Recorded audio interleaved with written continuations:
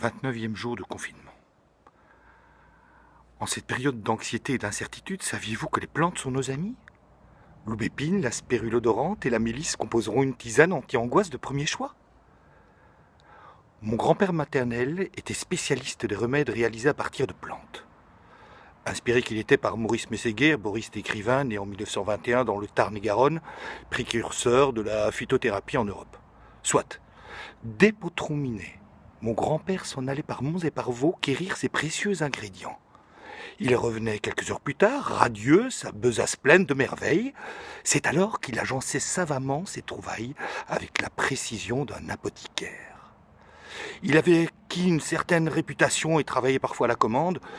En ce qui me concerne, je me rappelle avoir bu du sirop de sapin et d'autres raretés à base de limaces, d'ortie ou de cassis.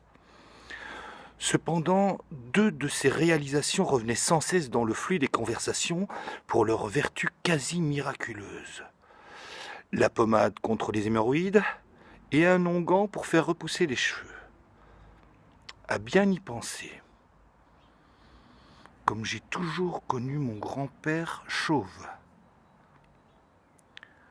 je me demande si pour sa consommation personnelle, il n'avait pas malencontreusement inversé deux étiquettes.